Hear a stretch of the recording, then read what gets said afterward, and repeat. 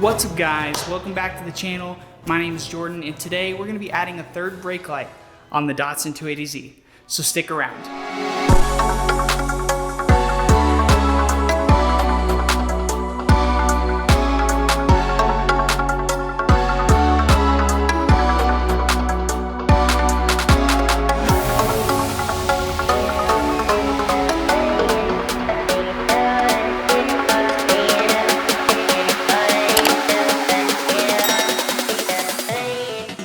I want to talk a little bit about why I want a third brake light on the Datsun 280Z, and the main reason is for safety. Second, because it looks cool, but first, because of safety. These old cars, the taillights don't shine very bright, and even when you replace them with LEDs, they're not always the brightest. So having that third brake light up high in the cabin, I think is going to make it a little bit safer, and I'm going to show you guys all the things that I bought for this project, should you want to follow along.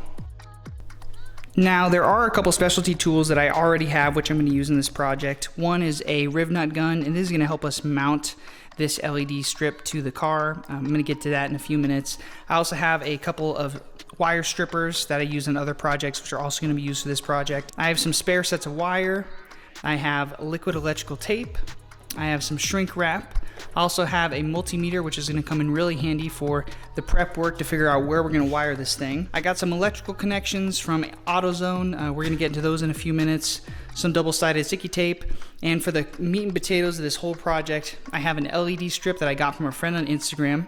I'm going to go ahead and put his tag up here, but basically he ordered this LED strip custom from a company, and I got lucky and got one of the last ones that he had. So essentially what this is going to be is this is an aluminum 1" by 1" channel. I put the LED strip in there, and this is going to be the basis of the whole project. So aside from that, we're going to have to trim up this aluminum channel, and because of that, I just used some cardstock and I made a template, and so we're going to cut up this template first and then transfer that template to the aluminum to help us get a really nice fit. First things first, let's grab our cardstock template and start making some marks and also cut it up. That way we can try and make a nice template to fit inside the back of the hatch.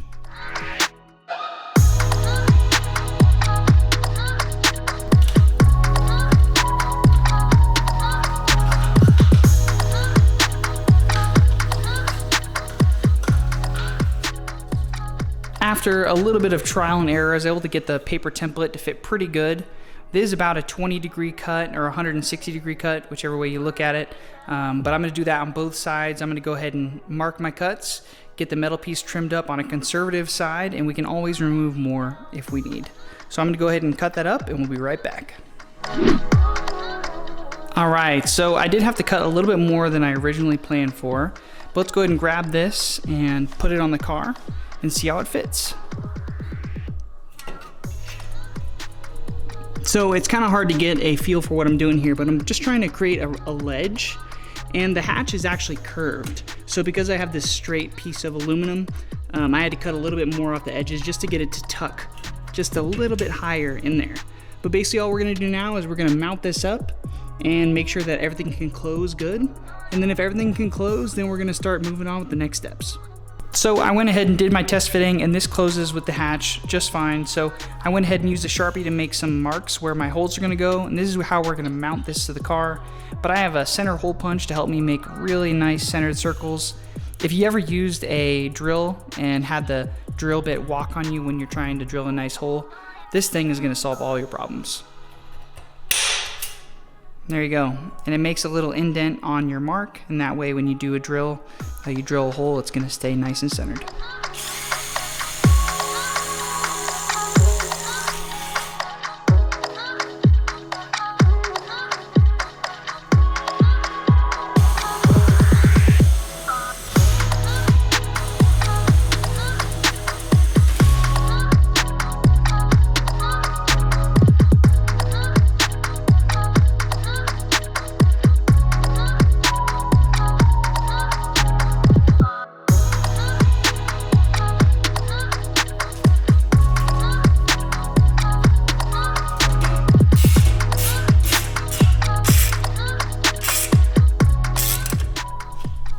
So now I think it's pretty easy to see the vision that I was having. Basically just a really nice bracket here to hold the LED strip at the top of the roof line. I think it's looking really good, but we still have a lot left to do.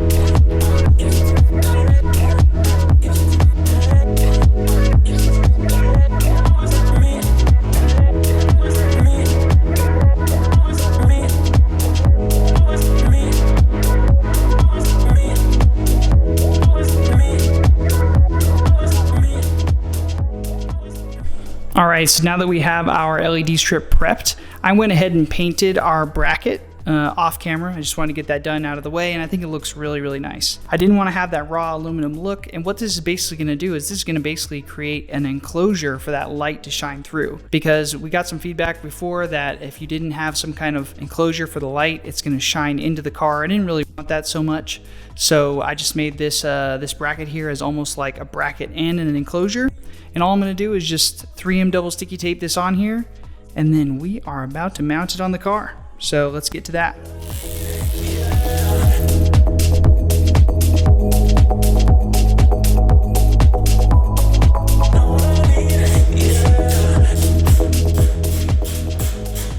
Now that the LED light is roughly placed, I've gone ahead and connected our ground wire, and basically what I have to do is I just have to run this inside the car until we get to a ground behind the speakers.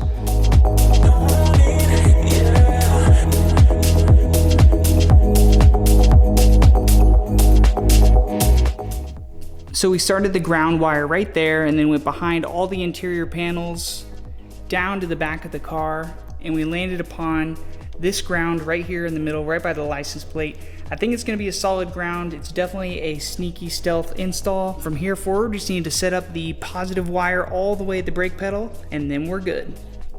So here's the power wire, and we ran it underneath the internal panels, all the way around, up above the headliner. The worst part of the install is right here where I can't sneak it under there. I wish I used the black wire. But then after that, it goes down the A-pillar, all the way down behind the dash. So the reason why we are wiring it to the brake pedal is because the brake pedal has two different kinds of ons. We can't wire it to the taillights in the back of the car because those have two different kinds of on. They have running lights on and brake lights on. So if we wire it directly to the brake pedal, it's going to have its own signal that is going to give just the wire that we gave a brake light signal. So we need to wire it directly to this connector right here. So you're going to have to get a multimeter and you're going to have to test these leads and figure out which one is positive, because they're both black and it's hard to tell. But what we're going to do is we're going to wire it to one of these wires here, which is going to be the positive wire of this connection.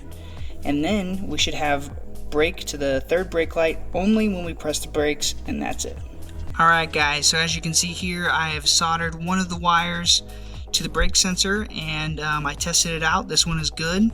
But what I'm going to do right now is I'm going to go ahead and protect that exposed wire and then plug the battery back in and see how it looks. So let's check it out. Alright guys, so the project is just about done. If you wired yours up and it's just holding a complete red light the whole time, go ahead and swap those positive wires on the sensor and then you're good to go. This project is pretty straightforward. All you have to do is just mount your light, run a wire to the ground, run a wire to the brake sensor at the brake pedal. But aside from that, you're done. So with that guys, if you feel like you learned something from this video, go ahead and like the video. If you like what I've been putting out recently, go ahead and subscribe to the channel. And otherwise, thanks for watching, and let's get to the finished product.